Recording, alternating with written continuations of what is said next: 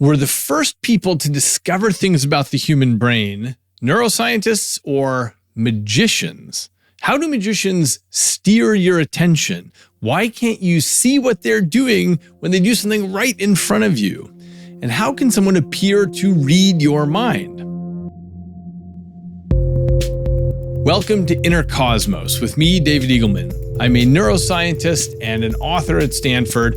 And in these episodes, we sail deeply into our 3-pound universe to understand why and how our lives look the way they do.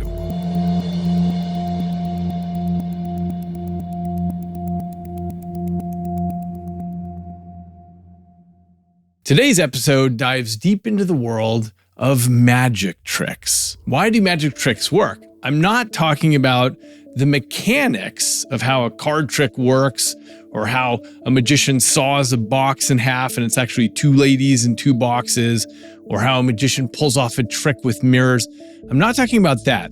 I want to talk about the way the human brain works and how that opens the door to us getting fooled.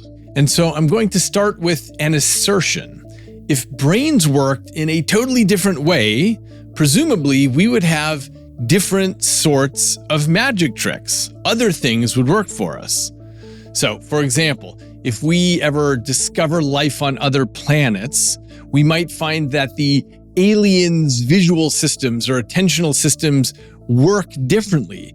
And therefore, an alien magician stands on stage in front of its alien audience and does things that would seem patently obvious to us, and all the aliens would put their green hands over their mouths and gasp, "Wow, how did she do that?" In other words, if they have some sort of flaw in their understanding of the reality of the world out there, then their magicians could take advantage of that and they would be flummoxed.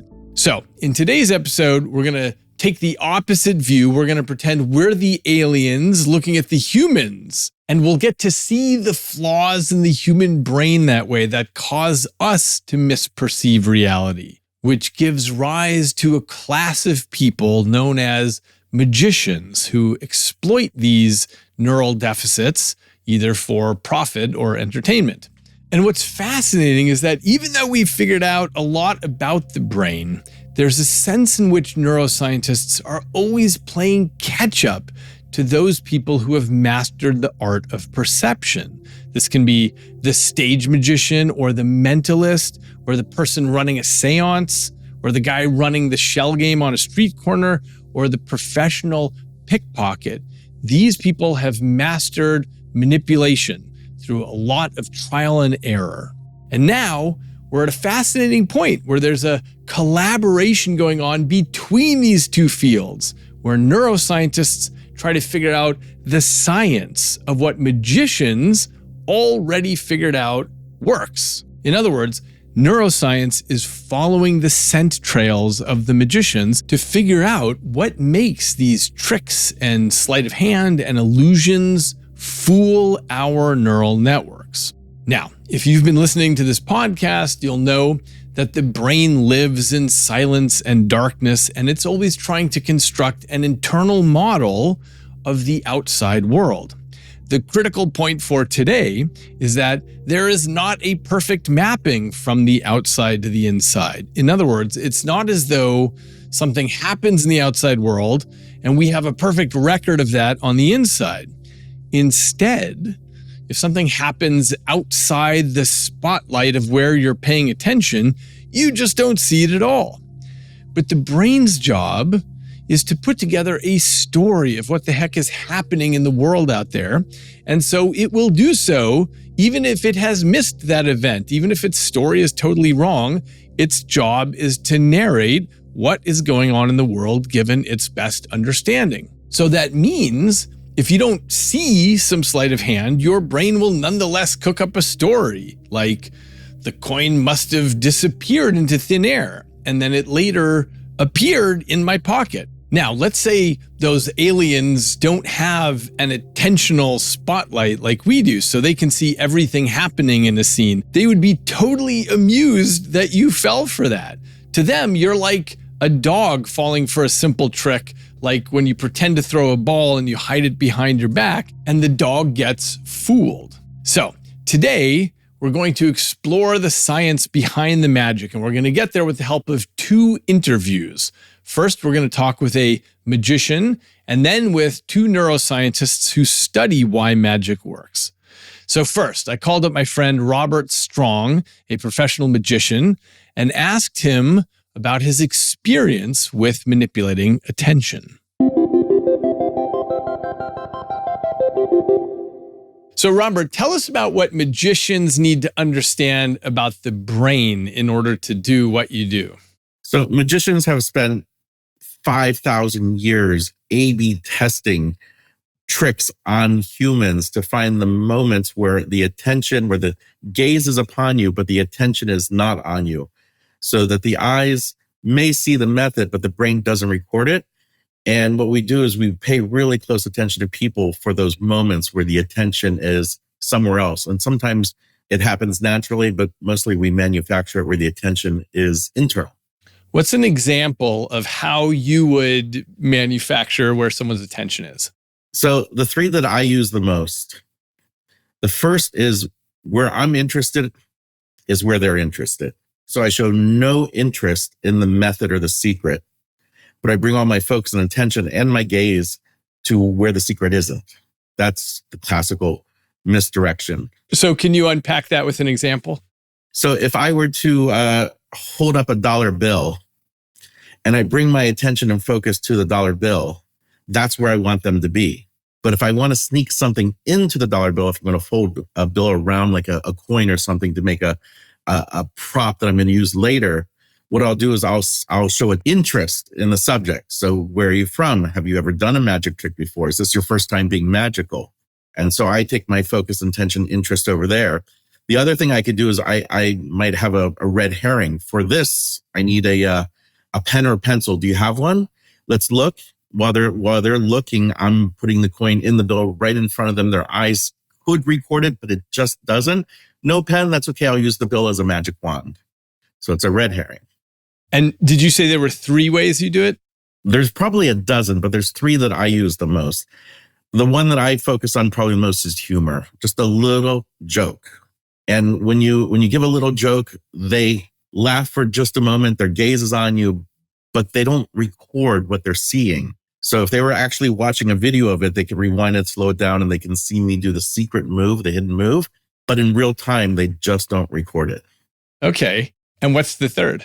The third one that I use the most is either the trick is over or I apparently fail. So if you chose the King of Hearts and I pull out the 2 of Hearts, you go, nope, that's not it. I go, oh, that just didn't work. I drop my shoulders. I bring my gaze and attention like, darn, that didn't work. And when they go, oh, the trick's over or he failed, then I could do the secret move right in front of them and the brain doesn't record it. I go, well, give me one more chance or tell me what your card is. And then their card is in a magical place, like inside a box they've been holding the whole time. A lot of magicians that do really good sleight of hand do a lot of overwhelming them with cues. Can you hold that a little lower? Can you bring that a little bit closer? Can you make sure everybody can see? And just giving them a set of cues one after another. They stop recording the secret move that's right in front of them because they don't want to get it wrong. So if you are an assistant on stage and in front of 2 people or 10,000 people, and I give you a set of instructions, and I just hit you with 3 or 4 instructions, especially if number 1 slightly contradicts number 4, all of a sudden you're looking right at me, but you're not recording the secret move. So if I say, can you hold that a little bit lower? Can you hold it a little bit closer? No, closer to your body, a little higher, please. And now they're thinking he said lower, too high. I don't want to get that wrong. And they're trying to split the difference. They're looking right at you, but their brain doesn't record a secret move that happens right in front of them. Another great one is what we use is called bottom up. Something that just comes from nowhere. So a piece of flash paper, a flash of light, a sound, a sudden movement, an assistant comes on stage, something shiny and bright that just distracts, like the cartoon squirrel. You give them something that just takes their gaze off for just a moment, and that gives you enough time to sneak an elephant into the room. Oh, excellent. Yeah. In neuroscience, we talk about exogenous and endogenous attention, meaning, exogenous attention is something happens, the snap, the bang, the flash, and it causes you to look, it grabs your attention over there.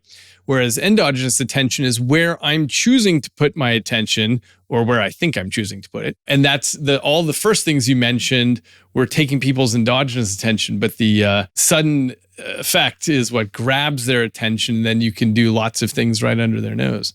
The terms the magicians use are bottom up, top down. So if I'm holding a lighter and a piece of flash paper for a bottom up, I light the flash paper, it makes a big flash in the air, all the eyes and gaze goes up, while the hand holding the lighter dumps it into a secret pocket, brings the hand back to the previous position. And when the eyes come down, the lighter is now apparently vanished. But for top down, I might say, watch this piece of paper closely, bring your gaze in close, watch really closely. And when they're following the instructions, probably by forced perspective, I can toss that piece of paper over their head outside of their view. All they see is the back of my hand. And when I come back down, apparently holding the paper and balling it up into my other hand, the volunteer sees the ball in their mind. When I say sees it, they see their mind's eye go into the hand. And because I am directing them and keeping them really focused in the right place, they're not seeing the places I don't want them to see. And then I can apparently make it vanish.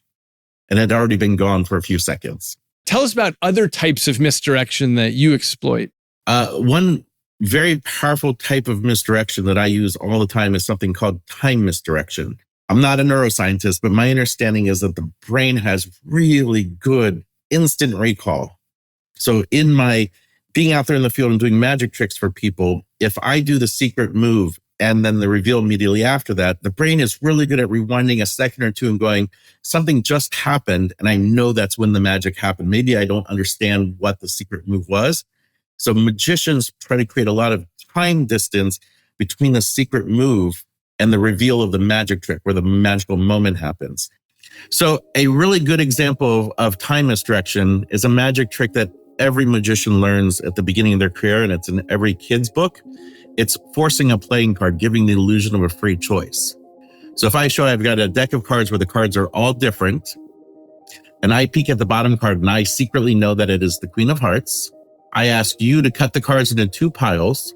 So you take the top half and place it on the table, and I take the bottom half and I crisscross it across the top of the cards like so. Now I talk to you. I say, you had a free choice. There's 52 cards. It would be a small miracle if I could tell you that you cut to the Queen of Hearts. Before you look at the card you cut to, I just want to make sure you know that I didn't even touch the cards. And then I go and I pick up the pile of the cards and I show you that the card that you cut to was indeed the Queen of Hearts. It was simply the bottom card, but enough time misdirection, the audience loses track of which is the top and which is the bottom. Excellent. So tell us how you as a magician exploit assumptions.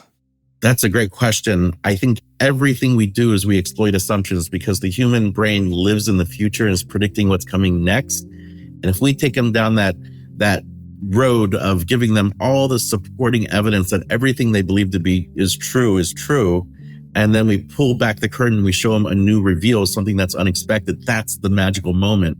So we understand that people believe that if I'm holding a rubber band and I make a very specific sound like this, that the rubber band is now broken. And I gave you supporting visual evidence by giving the illusion that the rubber band's broken, but the rubber band never broke. All I did was pluck it like a musical instrument at the right time.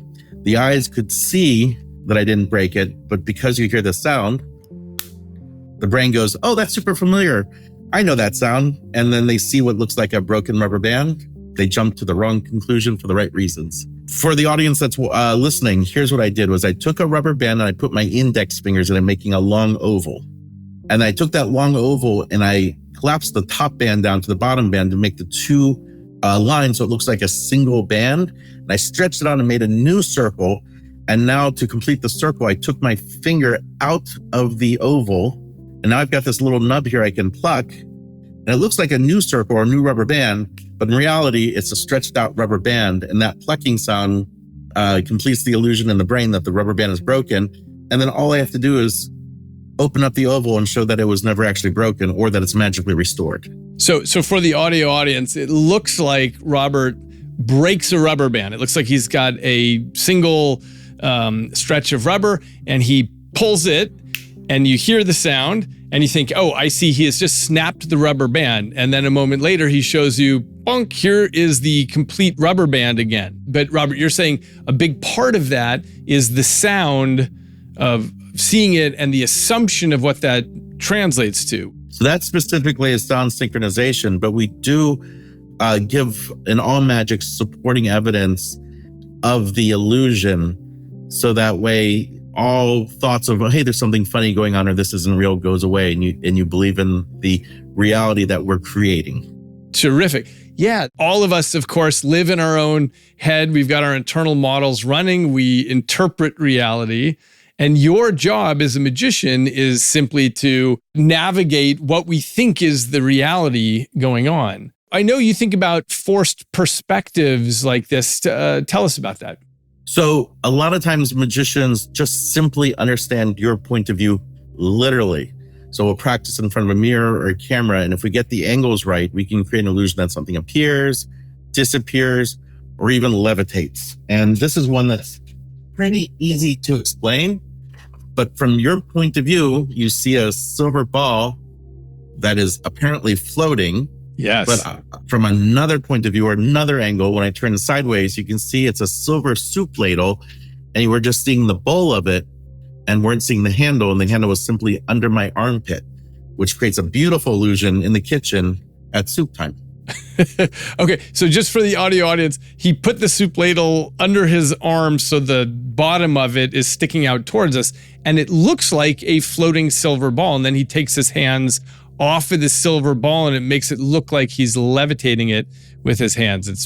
It's so simple and so good and so compelling. Check out the video if you're just listening to this on audio. Okay, so that's an example of forced perspective, as in you know exactly where I am. In the case of Zoom, COVID pandemic must have been cool for you in certain ways because you got to do all kinds of Zoom magic tricks where you know precisely what the perspective is. But when you're doing this in an audience, in a live audience with lots of people, what kind of things can you do there? In person, combining everything we've talked about, you can create a series of illusions that happen back to back to back to back. So it's just bombarded with magic, because one of the things I like to create is just a bombardment of magic all coming out to your senses all at once, and together it's a cumulative effect and it feels super magical. That's great. And people, even if they're sniffing out some particular part of it, you're hitting them with lots of different things, and so they're not going to pick up on what's going on. Yeah, and they focus on the one that fools them. Yeah, that's right. So Robert, how do you make sure that you understand what it is like to be in the audience's shoes looking at you? So magicians have to have a lot of empathy. We're creating moments of delight and joy for other people. So we have to literally see it from their perspective, like physically, for the magic to work. But we also have to know what's their life experience and what's their expectations, what's their assumptions, and kind of put ourselves in their shoes to create moments of joy. And I was once asked, what is the best magic trick? My answer was the ham sandwich. Henning Nelms, a Baltimore magician, I think in the 50s, wrote a book, and it's just a little paragraph in there. And the way he explains how you get to the best magic trick in the world is if you and I were walking down the street and you said, do a magic trick. And I reached in my pocket and I pull out a ham sandwich, you'd be like, that's weird. But if it were lunchtime or walking down the street and you say, do a magic trick, and I pull out a ham sandwich, you're like, well, that's convenient timing. But if you had just explained to me a ham sandwich that you had been thinking about all day long, it was from your childhood, you couldn't even get it here, and then you say, do a magic trick, and I pull out that ham sandwich, it's a freaking miracle. So when I say magicians have empathy, the really good magicians really take the time to think about, where are they physically? Who are they? Are they engineers? Are they scientists? What's going on? Did they just get funding? Did they just get FDA approval? What's the space they're in? There's a fountain there, and or they're on a ship in the bay or something like that. And then you take that all together and you create an illusion that is a freaking experience that they'll remember for the rest of their lives. That was Robert Strong, a professional magician. It's wonderful to watch his performances, and I'm linking some of his videos in the show notes. And next, I called up two colleagues of mine, Stephen Macknik and Susana Martinez-Conde. They're both neuroscience professors and researchers at State University of New York, Downtown Medical Center. They've been studying the intersection of magic with neuroscience for years, so I wanted to dive in with them. So you've asserted that magicians have been testing and exploiting the limits of attention and cognition for hundreds of years, and neuroscience is just beginning to catch up with that. So tell us about that. We have been studying the neuroscience of magic for, I guess, about almost 20 years now. And something that we realized early on is that as neuroscientists, we have sometimes been reinventing the wheel and arriving to conclusions and finding things about the mind and the brain that the magicians know for centuries, if not longer.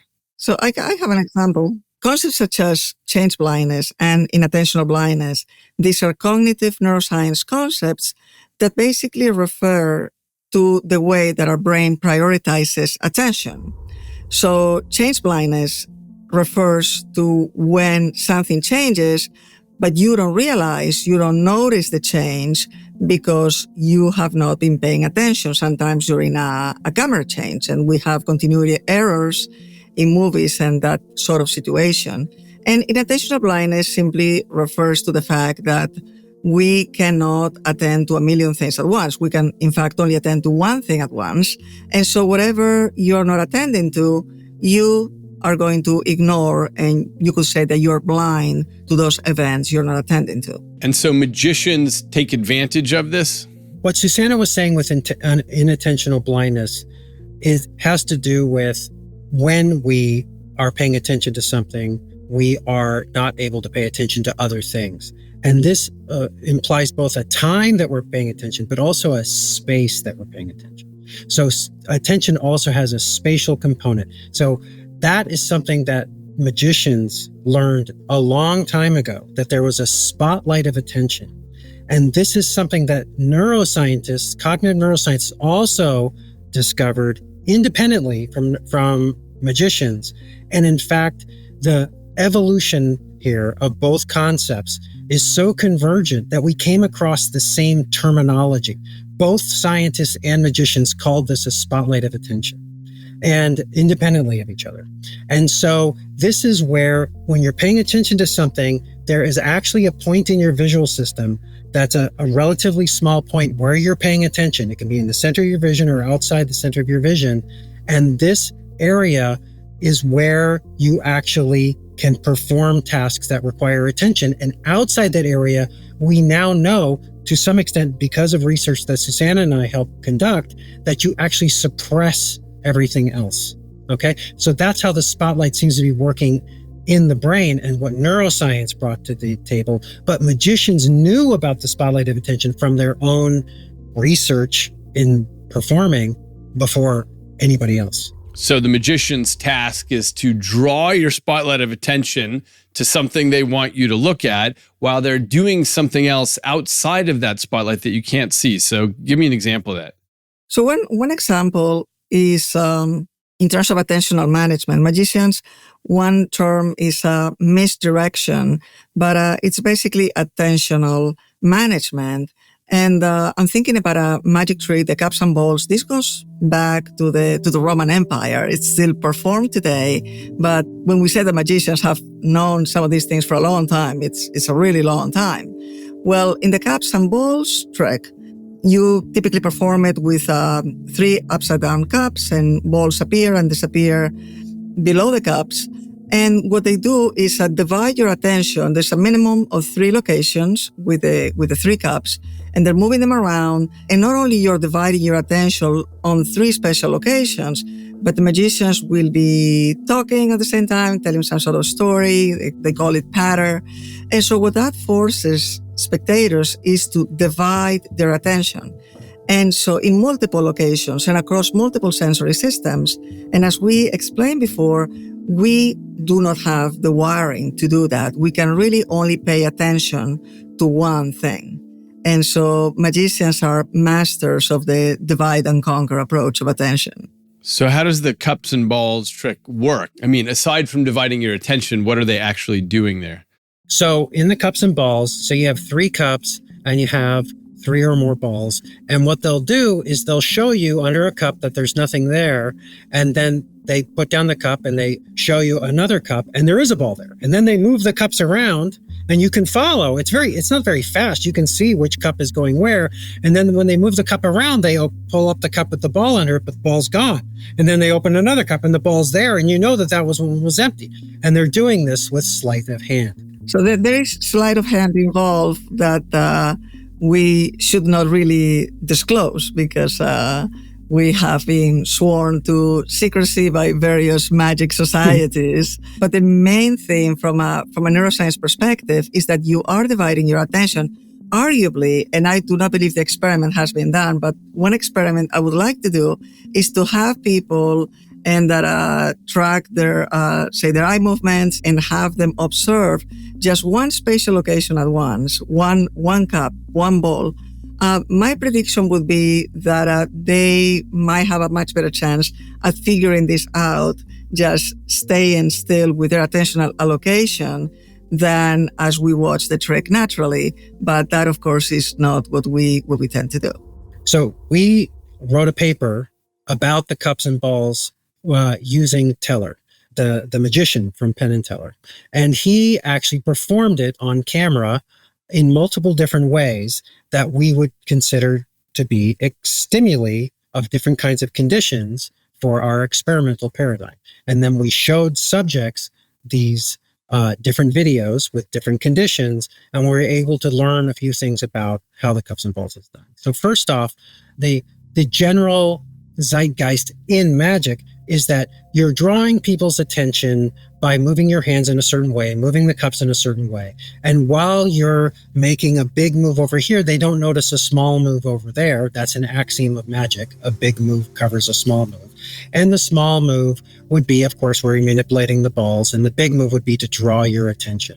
And that can either draw your eye position as the spectator, or it can just draw your attention without moving your eyes. Now, Teller had a theory going into this study, and the theory was that certain kinds of motions were more attention-grabbing than others. And in fact, he specifically thought that there was one type of motion that he and Penn had actually developed and was so strong that it was perhaps the strongest form of stimulus that would draw a human's attention.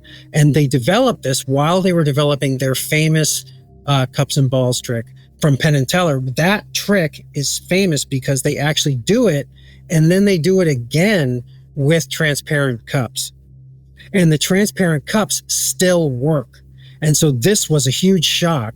And it also violates all sorts of magical rules or magical ideas, because first off, you're not supposed to do the same trick twice. That's another axiom in magic, because there's a chance that the audience will figure out that trick. But cups and balls is so strong, it's so robust of a trick, and they're so good at performing it that they actually can do it twice in front of an audience without any risk of the audience figuring out the trick. But secondly, you're definitely not supposed to do it with transparent cups, because it is literally possible to see the sleight of hand in this case. It's much easier anyway to see the sleight of hand in this case, but it still works because the attentional management is so strong.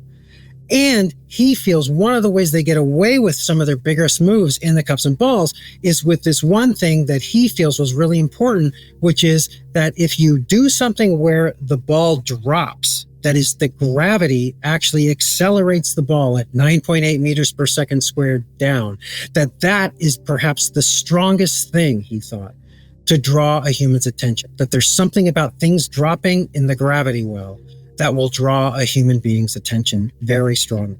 And they were able to do certain things in their act. Again, we can't talk about the details, but certain things in their act were drawn because of dropping the ball. So they would have a ball on top of the upside down cup, and he'd pour the ball off into his hand.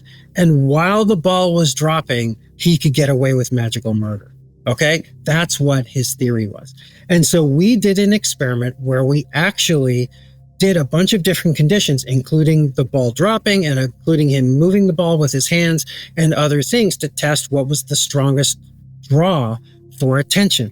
And what we found was that dropping the ball in the gravity well was indeed very strong, but there was actually something that was a little bit stronger, which he'd never done before because it's not a very good magical technique. But he discovered that it actually worked really well, in fact, stronger than pouring the ball in the gravity well, which is we asked him to just pick up the ball with his hand and put it down on the table, which is not part of the general set of movements that a magician would do. And that actually drew the eyes of the audience even better. And it allowed him with his other hand to potentially do more trickery. So we were really thrilled by the outcome because we discovered something that not only advanced science, but it also advanced magic. That's terrific because it implies that we care about the social aspect too, not just the physics, but our attention is drawn by a human is doing something and I'm going to watch that. By the way, as a side note, I did some experiments a while ago that showed that something that grabs attention even more than, let's say, a ball dropping in gravity is when it violates the 9.8 meters per second squared, when it's actually dropping faster or slower. That is a huge attention grab. I don't know how you'd pull it off on stage. But for example, one of the reasons that it's so compelling when we watch The Matrix or the movie 300 is because things are speeding up and slowing down. Let's say Trinity jumps up in the air and we have very clear predictions about when she should hit the ground, but she stays in the air longer than she's supposed to. That sort of thing really grabs our attention. I wonder if a neural adaptation also plays into that because these kind of unexpected events sort of like keep you on your toes, and that fast motion followed by slow motion, like you might imagine that your neurons would adapt to a certain rate of motion, and then the unexpected or the change is what then drives again neural firing. But there's something else that you brought up that I wanted to comment on, and it's the social aspect of magic that is so important at so many levels, and that is one of the main tools that magicians use. For one, humor. It's a fantastic element of misdirection. One of the magicians that we originally collaborated with, Johnny Thompson, the great Sony, he died a few years ago, but he used to say that when the audience laughs, time stops and the magician can't do anything. And that's because emotions prioritize attention so powerfully. Related to this, magicians, they cultivate relationships with the audience. They're empathetic figures. It is in the magician's favor that the audience wants the magic to work, that they want the magician to succeed rather than trying to prove it wrong. But that's another element. And finally, I wanted to touch on the fact that a number of magic tricks rely on bringing on stage magic. They rely on bringing a volunteer on the stage, and that is just so compelling for the audience because spectators are identifying with the volunteer, just wondering what's going to happen. Imagine mirror neurons firing wildly. And while the attention is fully allocated on the volunteer, then the magician can do whatever they need to be doing. And what's more, sometimes we think that the magician draws an attention to something while they're doing something else. But there is also an element of time misdirection because it is not necessarily that the magic manipulation is happening right now while the magician is misdirecting. They may be setting up a trick for later on, or they may be disposing of evidence for a trick that happened minutes ago. So things are not happening necessarily in the chronology that we perceive them from the audience perspective. We've touched on this issue about attention, and that's something that we study in neuroscience, but there are actually so many things that we discover in neuro about what our limits are, whether that's about color or about time perception or anything like that. Give us an example of the way that magicians operate more broadly, taking advantage of these cognitive limits. Sure. So following up on Susana's comments about the late, great Tom Sony. So he had one trick that we discussed in our book, Sleights of Mind, and it's a visual illusion trick. And the way it worked was he had a beautiful volunteer, which, of course, the idea of using volunteers, or in this case, it wasn't a volunteer, it was actually an assistant. But one thing you can do with volunteers or assistants is pick people who are interesting looking or have an assistant who's beautiful or whatever to draw attention of the audience to that person. And that was the case here. She was wearing a white dress. It left little to the imagination as it was described to us. We haven't seen the trick, but it was described to us. And so on the stage, he would tell the audience that he could turn this dress into a red dress. And he would say, let me show you how I do it. On the count of 3, 1, 2, 3. And then all the lights on the stage would turn red, turning everything red. The white dress, the assistant himself, and he would admit that that was a bad joke, but he did, you have to admit, do it, that he turned it into a red dress. But now he's really going to do it and enter it like this. At that moment, the lights would flicker again back to white, and the dress was red under white light. So what he actually did that, and this is a spoiler alert that we have to warn people about, that we're going to spoil this trick. We had the great Tom Sony's permission to spoil the trick, but we also have to put spoiler alerts whenever we do this. But the way it would work would be to have the bright red lights on the woman. So super bright, people are looking at her. He's used his voice to direct attention to her. And this is for some period of time, which is causing an after image to develop in their visual system based on this brightly lit woman against a background. And then when the lights turn off, there are gimmicks in the stage that a trapdoor opens and her dress is pulled off. And the dress is a special dress that's very tight, but she's got an even tighter dress on underneath. That's the same, looks the same, but it's actually red. Okay, so the white dress is on top of the red one. So just within a few milliseconds, the white dress is pulled off. She has a red dress on while the stage is black, but everybody's seeing this positive after image that happens. It's called iconic memory. That happens for just a very few brief milliseconds. When you turn off the lights, you can see a positive after image. And then the lights come back on and you see her with real lighting, with white lighting, with the dress change. So let me just repeat this. It's that during the few milliseconds when the lights went off, in between the red lights and the white lights, the audience is still seeing her as though she's there because they're having an after image. It's as though the stage hasn't gone black. Right. Well, they can tell something's happening. The light flickers. People see in their normal course of life, they might be in the bathroom and about to leave and they turn off the lights and they'll see that they get an after image, but we learn to ignore these things through life, right? But he's got the audience paying attention intentionally at the woman at the time that this happens. And so when the lights are actually off, what they can't see is any motion or the trapdoor or the dress going down through the trapdoor in just this 100 milliseconds or so that actually happens. They can't see it because there is no light on that at the time. And then the lights come back on and she's still standing there, and it reduces the chances that they're going to see anything. Okay, so he's taking advantage of a visual illusion here. So tell us about the difference between visual illusions and cognitive illusions. But we should start with defining what an illusion is. An illusion is a perception that doesn't match reality. And we talk about visual or cognitive illusions happen in the brain as opposed to optical illusions that have to do with the physical properties of light, right? So if we take a glass of water and we put a pencil inside and it appears to bend, that's an optical illusion. It has to do with the refraction indices of air and water. It doesn't happen in the brain per se. But visual illusions and cognitive illusions are constructed in the brain.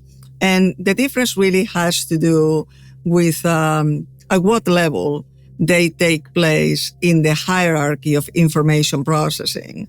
So a visual illusion would be primarily a sensory illusion. We can also talk about there are tactile illusions, auditory illusions, and so on.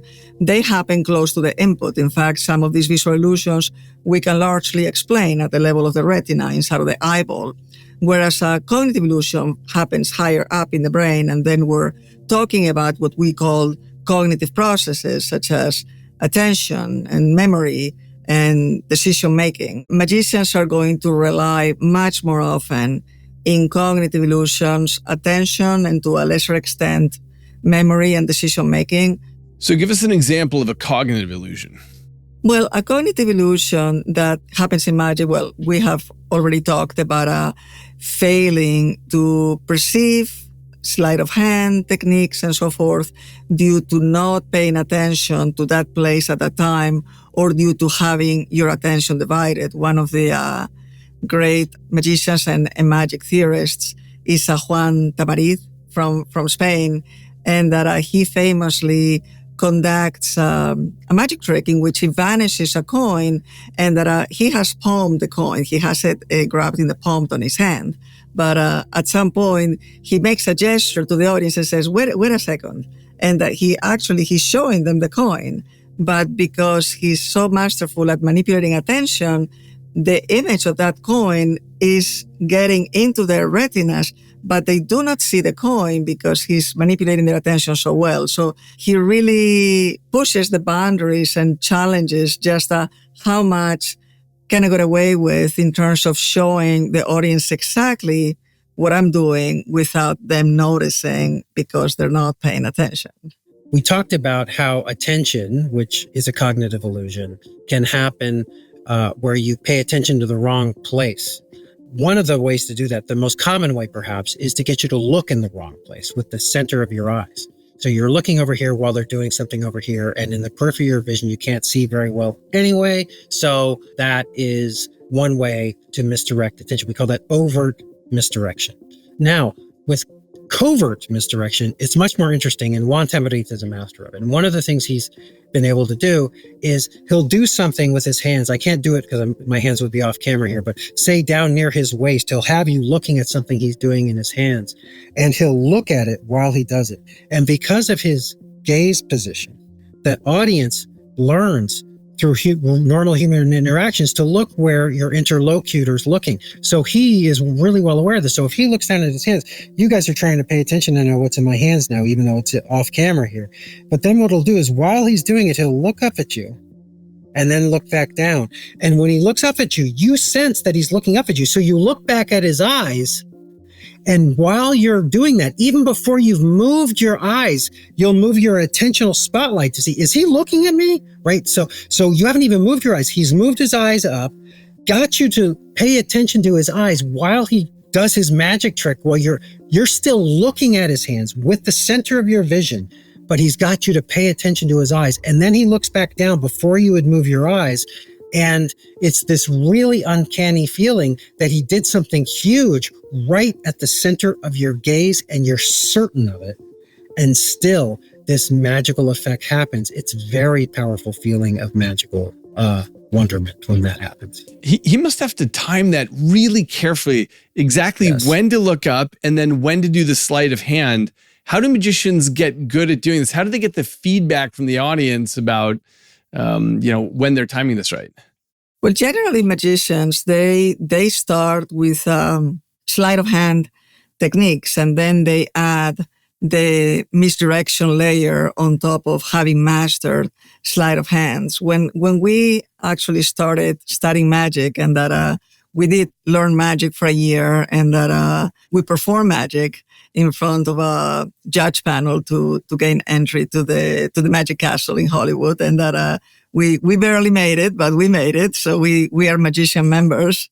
But the magicians that were our various magician mentors at the time, they were telling us that the way that we were going into magic ourselves was very unusual, because we already knew a lot of the, without calling it misdirection necessarily, but we knew a lot of the misdirection principles, right? From a cognitive science perspective, we knew a lot about attention, we knew a lot about memory.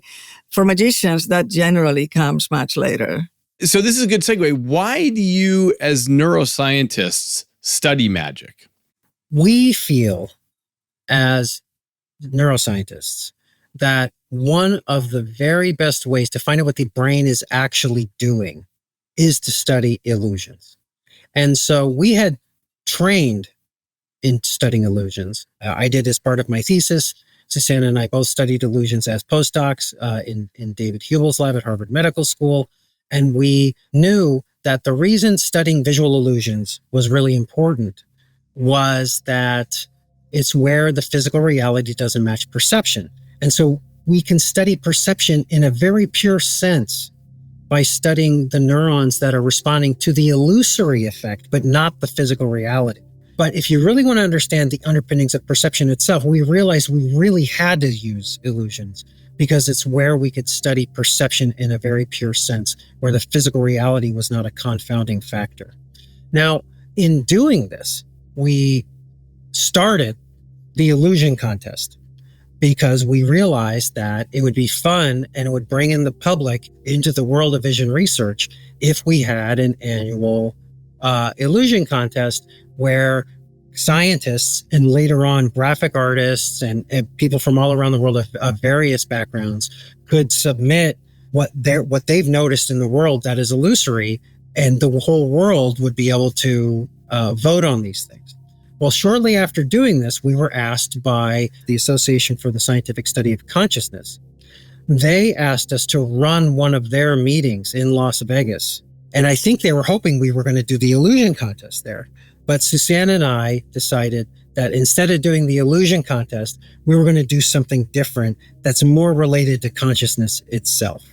When we did this conference on the consciousness in Las Vegas, we were driving up and down the strip, doing our administrative duties and booking hotels and booking restaurants and all of this. And we were trying to think, what could we do to bring the public in that isn't just the illusion contest again? We already have that going on for the vision community. And we realized that we're passing by these 100-foot signs of Penn and Teller and other magicians on these hotels, and that they, magicians, were the artists of attention and awareness. And this was a huge epiphany for us. We realized that they are the ones who create not only interesting related cognitive illusions to science, but they recreate the best illusions that science could benefit from stealing their techniques and learning and poaching what they do in the stage and bringing it into the lab with the hope that we would actually increase the rate of discovery in science by increasing the quality and the robustness of the illusions. And we also discovered when we did this, we started talking to our friends in the consciousness community. And one of them was the late, great Daniel Dennett. And he knew a lot of magicians because he was part of a group of people who were part of this new atheism movement. And we're doing a lot of podcasts and doing a lot of different shows to talk about atheism. And these groups were generally scientists and philosophers and magicians.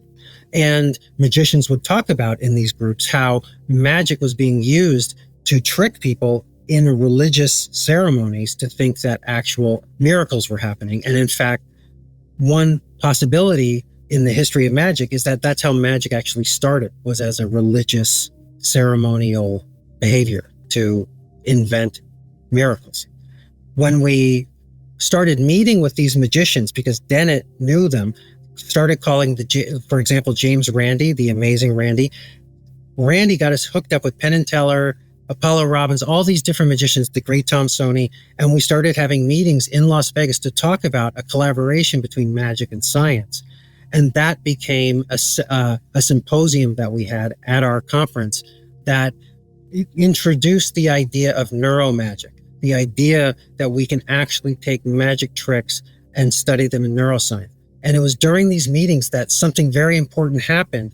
We realized that magicians didn't just have great tricks, but they actually had theories about the magic, okay? They had theories about why they worked in the mind.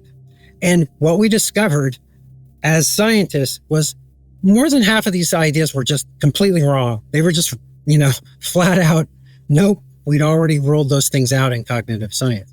Some of those theories, like, for example, the spotlight of attention, were actually correct. So there was convergent evolution between magic and science, which was really interesting to us. But the most important thing was that some of those theories, we didn't know if they were correct or not scientifically. And they had plausible ideas in magic that very well might be right.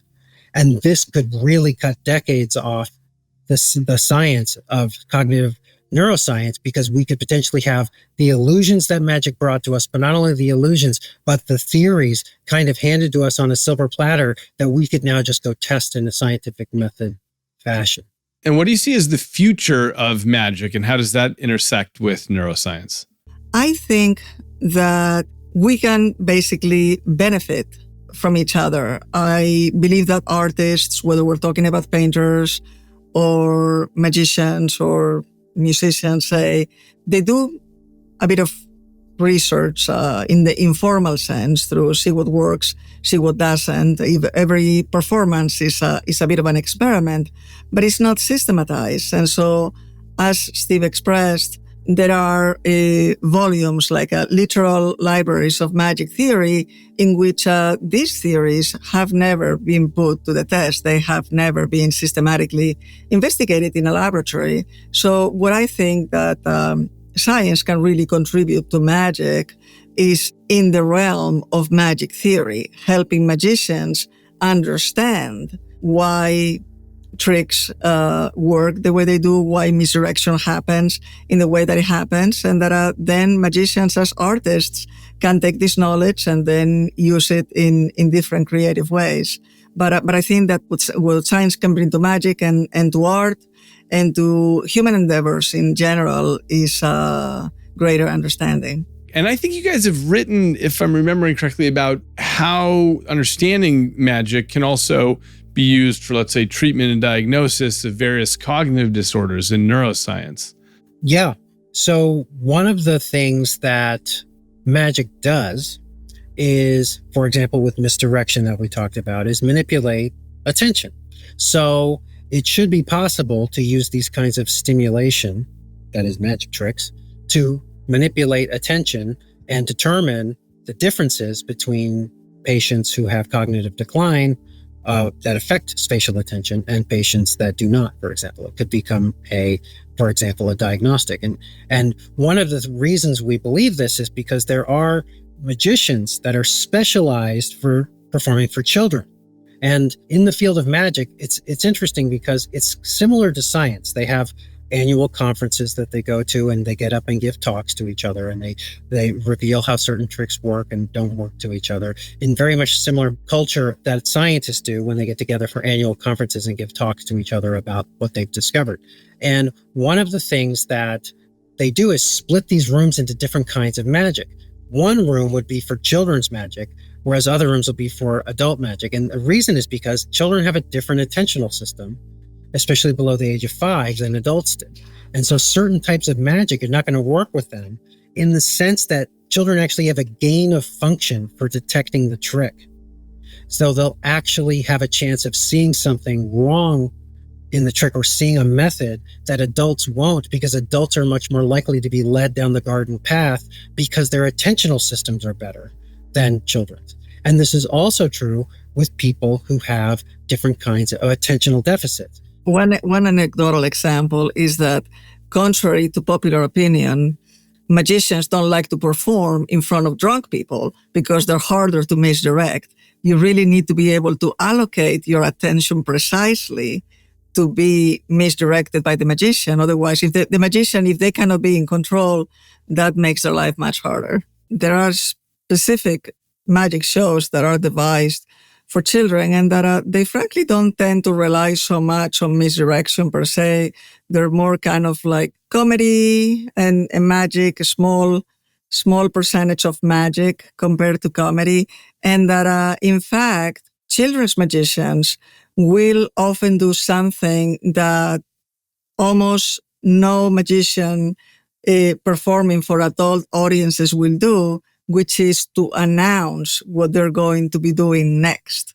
And that is to grab the children's attention. But in a regular magic show, audiences will be surprised, and that it works against the performance to say, I'm going to make a rabbit disappear, or I'm going to make a rabbit appear. In a show for children, the magician will more often than not make that type of announcement to get the children to stay on task. The magician Silly Billy, who we talk about in our book, is an amazing children's magician. And he says that you have to do different kinds of tricks that draw the attention for very short periods of time. Like, that's why with children, you take a coin out of their ear. You have to do things that they know about the world. So, because certain things they won't know that it's magical, but so much of what about the world is a surprise to them anyway. It has to be something that they know is actually not true, that they don't have quarters in their ears, for example. And children are just sometimes not so appreciative of the art of magic, frankly, because when we started working with these magicians, our oldest child was a toddler. And I remember at some point we had him with us. He met Apollo Robbins, who's a theatrical pickpocket, and he's amazing. And he was getting a coin to appear and disappear over baby's, ears and hands and that all over his body like he would do on stage. And it was just the most amazing magic, such a special opportunity. And her toddler was just angry that this man had given him a coin and then he took it away and then he couldn't know where he was. And he was just basically not appreciating the magic whatsoever. It was just rage. This leads me to another question I've been wondering about, which is, can magic tricks be performed on animals? What do you guys know about that? I think that it's definitely possible to trick animals, dogs playing fetch, and that you can go to YouTube and that search for magic with animals, and that you'll see all sorts of monkeys and dogs and cats being tricked with magic in various ways.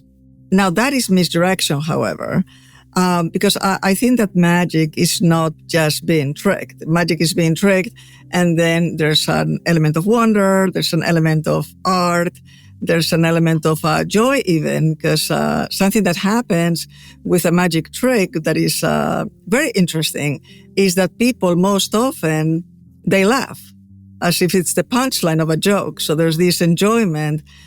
Something unexpected happened in magic, and audiences laugh in surprise and enjoyment.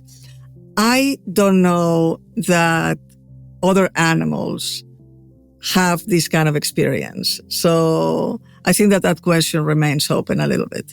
I think it was Franz de Waal who pointed out that chimps just aren't entranced with human magicians, and they just simply don't pay attention. Do you suppose it would work if you performed magic for chimps, but you were set up as a hologram or in VR looking like a chimp? Would they pay more attention? In the case of our own human toddler, he was very reward-oriented, so he wasn't appreciating the magic in which something was being taken away from him for no good reason. If the magic would have been, I don't know, to produce tons of candy, like one of these production magic shows, he might have been a lot more engaged by that.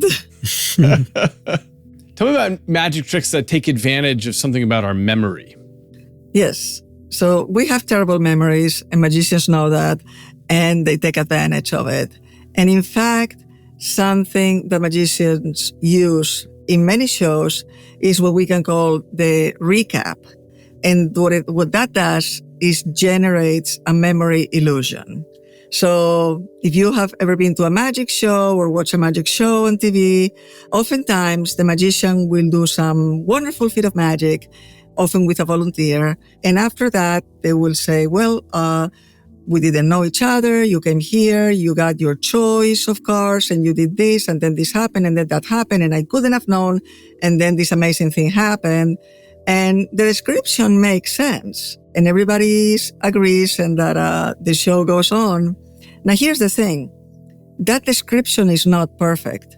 It deviates from reality.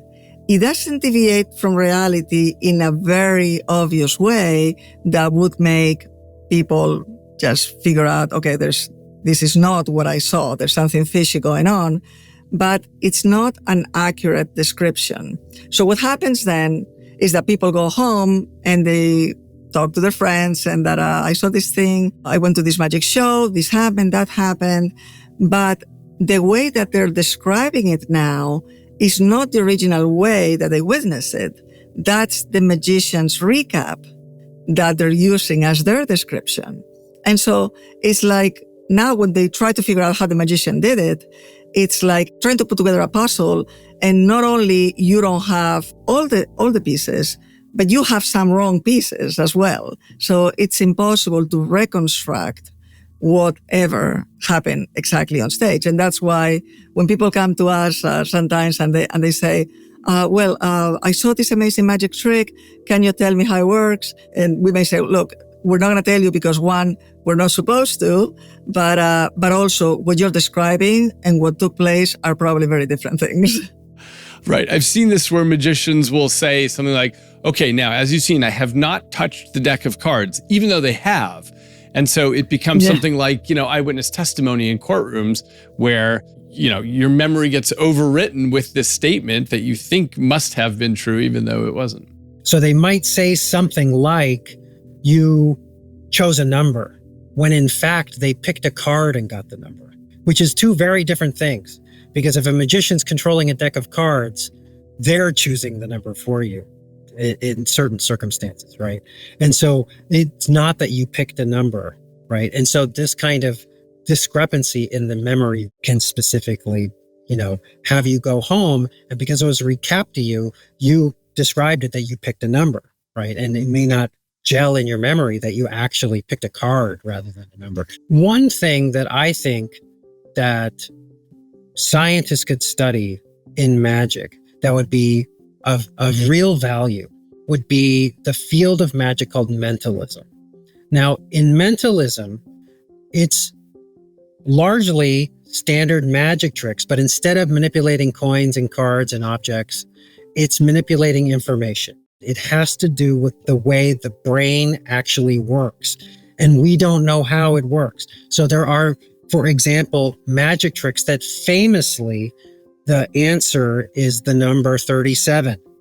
And for some reason, people are able, much more likely than chance, to pull the number 37 out of their brain as an answer to this trick. And you do this trick in a way where you are essentially using the audience to take, in a sense, a statistical likelihood function of what the whole audience is answering. And when you do this, there's like 50 people there and 10 or 15 people say 37 out of, when you feel like you've just chosen a number 1 out of 50, right?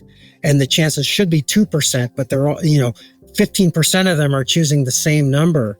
It's remarkable. And so this kind of thing and other things about the way we manipulate symbols in the brain and the way that we manipulate certain kinds of information, I think these tricks work.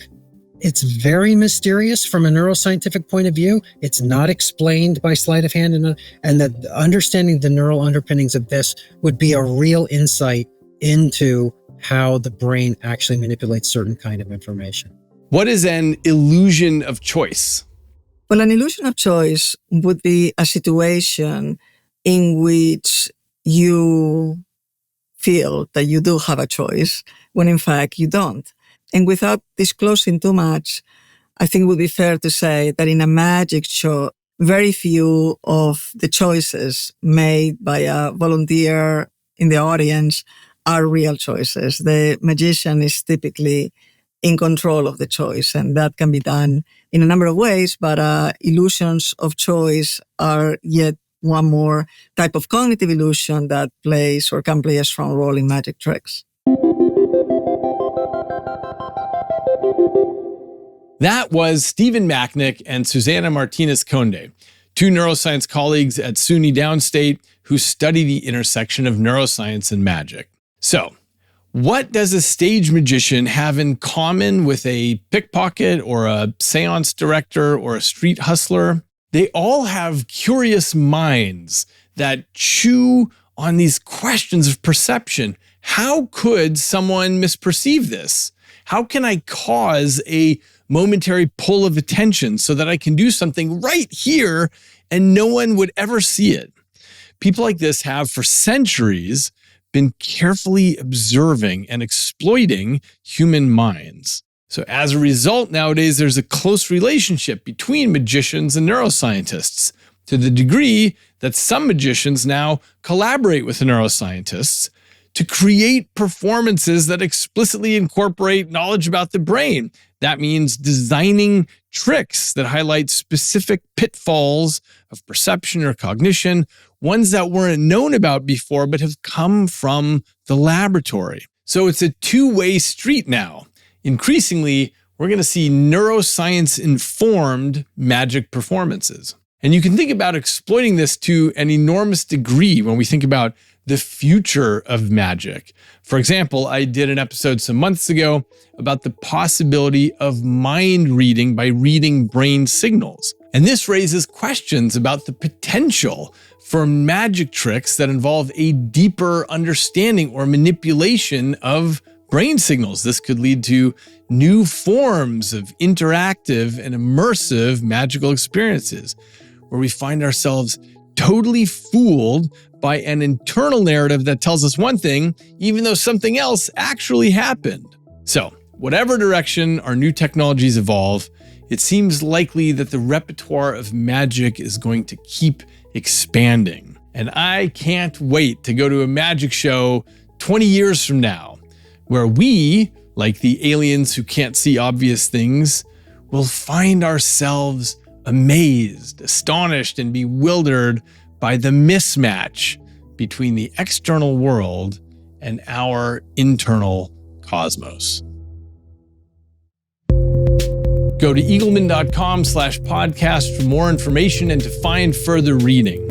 Send me an email at podcast@eagleman.com with questions or discussions. And check out and subscribe to Inner Cosmos on YouTube for videos of each episode and to leave comments. Until next time, I'm David Eagleman, and this is Inner Cosmos.